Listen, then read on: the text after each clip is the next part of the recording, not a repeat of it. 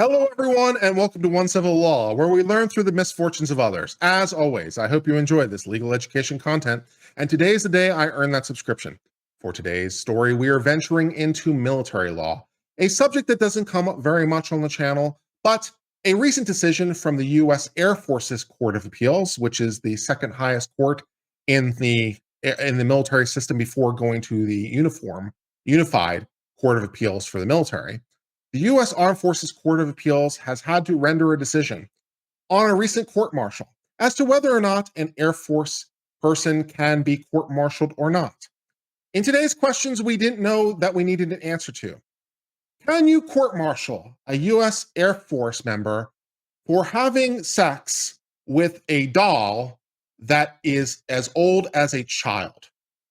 Can you court-martial them for the doll-related child sex? This is the question the U.S. Air Force Court of Appeals had to recently answer.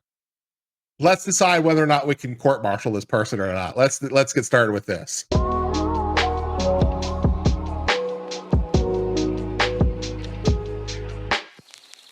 From U.S. versus Russia, decided Friday by the United States Air Force Court of Criminal Appeals, in an opinion written by the court.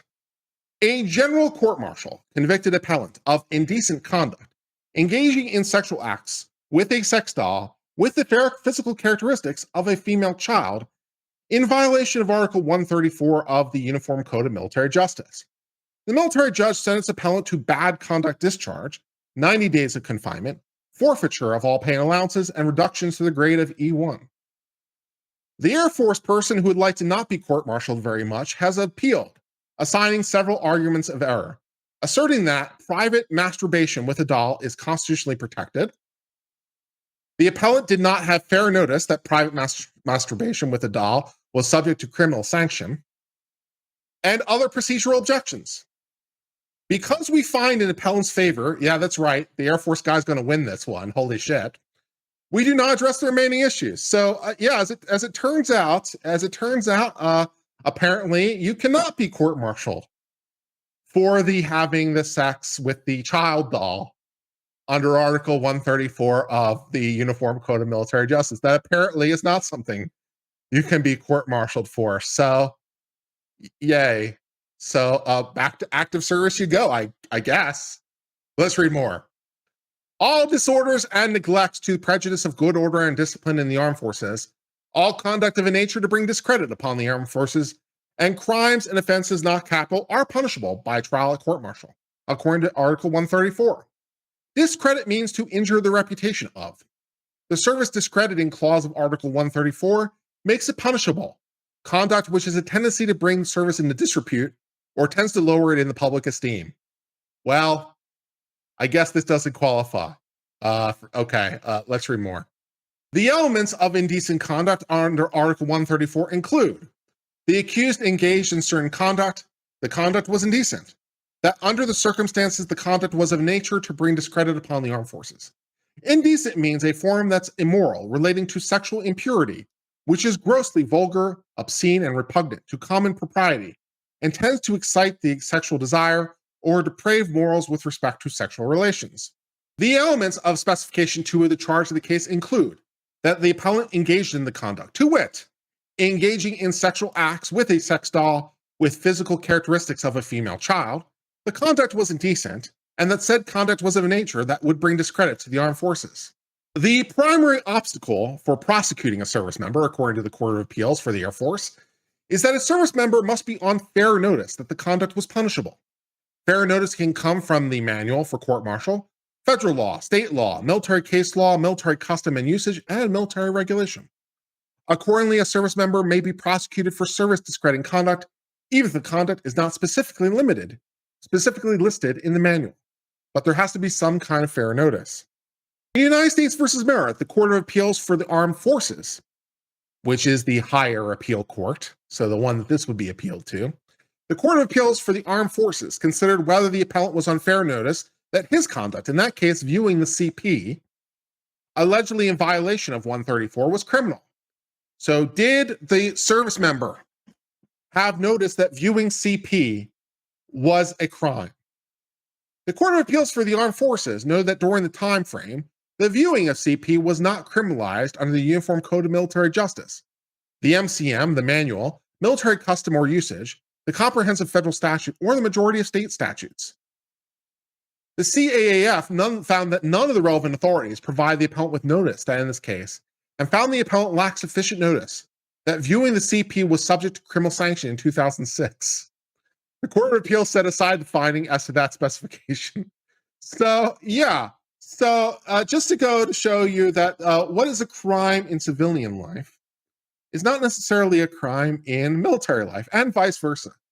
So, is viewing the CP a crime in the military? Not in 2006, it wasn't, according to the highest appeal court in the criminal system for the military. So, I didn't know that was wrong. I didn't know. Should I not have done that? Was that wrong? Was that wrong for me to do? Apparently, I didn't know. Actually gets you a long way. Who knew? Let's read more. The day after it decided that case, they decided in Warner. The Court of Appeals for Armed Forces considered whether the appellant was on fair notice that his conduct charged as possessing the images. Okay, now we're going to try possession as opposed to viewing. All right. So the court decided, that's in a different case. So one case, viewing. A different case, possession. Okay. So is possession illegal?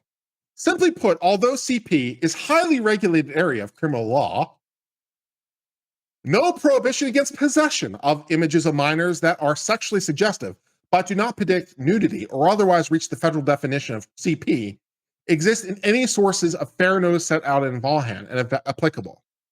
So apparently these do not qualify as CP within the meaning of the civilian law, but they were nonetheless suggestive. So yeah. Should appellant have been on notice that sexual acts performed with an inanimate object, alone and in a private setting and unknown to others, that did not also involve any clearly prohibited conduct, such as production or possession of CP, the law has changed since 2006, were subject to criminal sanction?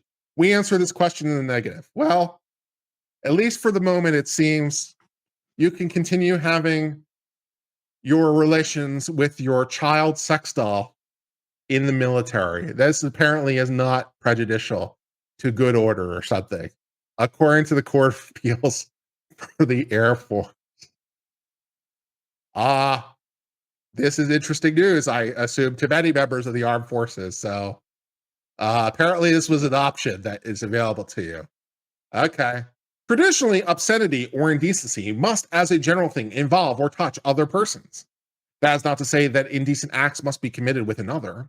Our review of the case law reveals several hallmarks of criminally indecent conduct, to include minors or others who do not consent or who may not easily refuse or manifest lack of consent, prostitution, contraband, or other precursor or concurrent criminal conduct, and in public or in open and notorious manner.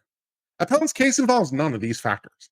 Even looking beyond the recognized hallmarks, we find meager support for contention that appellant otherwise had a constitutionally required fair notice the conduct was criminally indecent. In a brief submitted to this court, the government notes that the offense of this indecent conduct is an enumerated offense under Article 134 in the Manual for Court-Martial. However, the fact that it is enumerated as an offense does not end the inquiry as to whether appellant was provided required notice that the conduct was indecent. The government has not identified, and we ourselves have not found anything in the manual, federal law, military case law, military custom and usage, military regulation, or even state law that criminalizes the type of conduct. We agree with the appellant that none of the sources listed in the cases, nor the record itself shows masturbating with a child sex doll was subject to criminal sanction. So it was in the manual, guys. It was in the criminal prosecution manual explicitly, but there was no way for him to know that. So he gets off. How fun and exciting. The government argues the court this appellant's conduct involved a minor and was public. We disagree. First, the government claims, though appellant is correct that the sex doll in this case is not an actual minor, appellant's conduct nevertheless involves minor, since he used the doll to simulate sexual acts with actual minors. We disagree.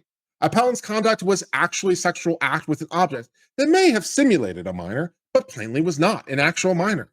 Additionally, internal thoughts and feelings, which in this case did not include appellant's pretending the doll was an actual child during his activity, apparently. Apparently, he was not pretending in his head the doll was an actual child. Okay. Do not transform the doll into a minor. Next, the government argues that appellant's conduct was not a fully private matter, as appellant had the doll shipped to an airman, then used the childlike sex doll multiple times in his on-base dorm room and in a shared common area of his base. How fun and exciting. So he was doing this apparently in the military barracks, including common areas of the military barracks. His supervisors must be so thrilled. Okay. Okay. The record does not support the conclusion they masturbated with the doll in a shared space, including the shower. So apparently the record's a little thin on that one. And the doll was shipped to another airman and eventually discovered during a dorm inspection are not public or open and notorious circumstances that would put one on fair notice that the doll was criminal. So they found it during an inspection. And wow. The government asserts appellant was on actual notice his conduct was prescribed. We disagree. As no source provided fair notice, it is improbable appellant could have had actual notice. Moreover, what the government and our colleague in the dissent characterized as evidence of consciousness of guilt, that is, concealing the doll's purchase and presence in his room, and minimizing his interactions with the doll and his statements, we find instead is better viewed as evidence of the efforts to keep it wholly private. Wow. Put another way, appellant was not concealing a crime, but instead was concealing his weird actions. Even appellant feeling bad or disgusted is weak evidence to support knowledge of criminality. As the Court of Appeals for the Armed Forces has noted, the fact that a serviceman may be ashamed of certain conduct is not sufficient by itself to equate to due process notice that the conduct was subject to criminal sanction. We therefore find the appellant did not have fair notice that his alleged conduct was punishable as indecent conduct, and appellant suffered material prejudice to his conduct, due process rights on such notice. Here are some more exciting facts from the Court of Appeals, just to let you know exactly what was going on factually. Tell us more. Okay, I will. The appellant purchased online a short silicone doll with female physical characteristics, including oral, anal, and vaginal orifices and small breasts. Witnesses described the doll as being between 1.5 and 4 feet tall. It appears from photographs in the record that the doll was on the taller side of this range. We make no finding as to whether the doll was representative of a child. Appellant had the doll shipped to another airman's house. Appellant lived on base and could not receive packages at his on-base postal box. Amazon appellant also purchased clothing for the doll. Neat. About 3 weeks after the appellant received the doll, the appellant's commander ordered an inspection of the dorm room, including his. Command representatives received a briefing from agents of the Armed Forces Office of Special Investigation before beginning their inspection. Appellant had a shared kitchen and bedroom with another airman, but had his own separate bedroom. A sergeant entered his bedroom to inspect it and saw something on the bed. She called over the first sergeant, who saw a very lifelike doll on the bed. Near the clothed doll were 2 body pillows, each with a female anime character on the pillowcase. Well, of course he does. Of course he does. He has body pillows with the anime in his barracks. In his barracks. Wow. Appellants agreed to speak with the agents. As the agents began to question them about the doll, appellant said that recently he started to realize that if someone sees the doll, they're going to get some weird ideas. I would think so. Appellant admitted that he'd like to be more open about this kind of stuff, and warned agents that he talks about some weird stuff. Several times during the interview, appellant stated that he was uncomfortable talking about the doll. In his interview with agents, appellant agreed the doll looked like a child. He explained that a larger doll would not fit well within his small dorm room, and that it would be difficult to move around. Appellant explained how he benefited emotionally from the doll.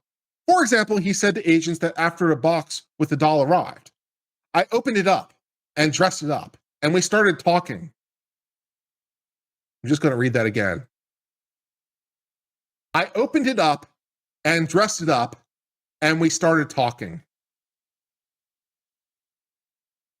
Okay. You know, it wasn't an especially great day on that day, so it helped me a lot, actually, and was a lot easier than talking to my pillows, because, you know, anime isn't real.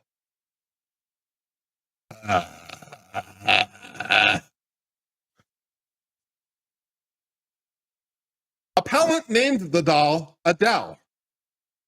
He interacted with the doll in many ways, such as washing and applying baby powder to it, sitting in a chair with a blanket or a book, and changing its clothes. Again, I'm going to read that sentence once more. He interacted with this doll in many ways, such as washing and applying baby powder to it, sitting in a chair with a blanket or a book, and changing its clothes. Appellant admitted to owning basically what is a child sex doll. Appellant told the agents that on 3 occasions in his bedroom, he masturbated using the anal or vaginal orifice of the doll, but did not ejaculate into it. Each time, appellant started to think, what if this was a life? What if this was real? So he stopped his sexual activity with it. When asked whether he ever was picturing Adele as real and whether he was into it, appellant asked, real as in like a real child, someone's daughter? No. Appellant denied having any sexual interest in children. Yeah, okay. Thus, that brings us to the end of this case from the U.S. Air Force Court of Criminal Appeals, which apparently it is not a violation of military law to have a child sex doll in your barracks, nor pillows with pictures of anime on them in your barracks, and to masturbate to said child doll, including by penetration. Apparently, that is not a law. That is not a violation.